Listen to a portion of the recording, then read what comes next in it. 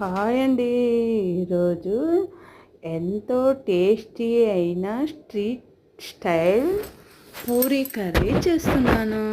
మనం street side తినేసి ఎంతో రుచిగా చేశారు, ఎట్లా చేస్తారు అని మనం అనుకుంటాం కదా. ఆ కర్రీని ఈరోజు చూపిస్తున్నాను. దానికోసము ఫస్ట్ పల్లీలు ధనియాలు వేయించుకోవాలి. ఫస్ట్ పల్లీలు వేయించినాకే ధనియాలు వేయాలండి. బై మిస్టేక్గా పడిపోయాయి నాకు. రెండింటిని ఫస్ట్ పల్లీలు వేయించినాక తర్వాత ధనియాలు కూడా వేసేసుకొని కొబ్బరి కూడా వేసి జీడిపప్పు గసాలు అన్నిటిని వేసి కొంచెం వేయించుకోవాలి. వేయించుకున్నాక వాటిని మిక్సీ వేయాలి. చింతపండును ఫస్టే కొంచెం నానబెట్టుకొని మనము గ్రైండింగ్ వేసినాక చింతపండు రసం కూడా వేసేసి గ్రైండింగ్ పట్టేసేయాలి.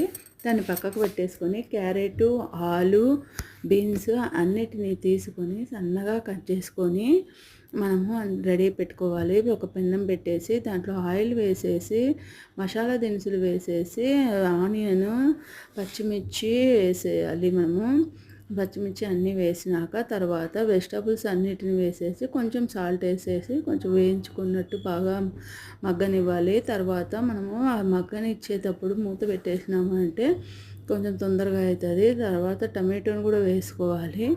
అన్నిటినీ బాగా వేయించేసి మగ్గించినాక మనము ఇవన్నీ మగ్గినాయి అనుకున్నప్పుడు కొంచెం పసుపు, మనం గ్రైండింగ్ వేసిన గ్రేవీని, ఉప్పు కారము గరం మసాలా అన్నిటినీ వేసేసి బాగా మరిగించాలి.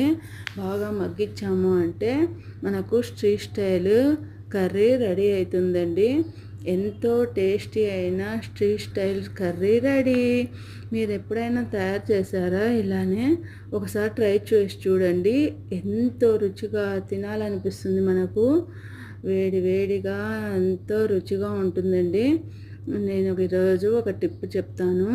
మనము పప్పు ఉడకబెట్టేటప్పుడు మనకు పైన కుక్కర్ నుంచి పొంగిపోతుంది కదండి. అట్లాంటప్పుడు మనం పప్పులో కొంచెం ఆయిల్ వేసేసాము అంటే కింద కారిపోకుండా పైకి విజిల్ దాకా వాటర్ రాకుండా ఉంటాయండి.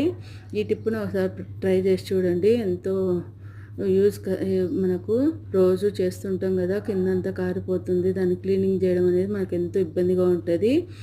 పప్పులో ఒకసారి నూనె వేసి ట్రై చేసి చూడండి, పొంగిపోదు. లాస్ట్గా మనకు బాగా కర్రీ అంతా ఉడికిపోయినాక కొత్తిమీర వేసేసుకోవాలి. ఎంతో గుమగుమలాడే టేస్టీ అయిన పూరీ కర్రీ రెడీ.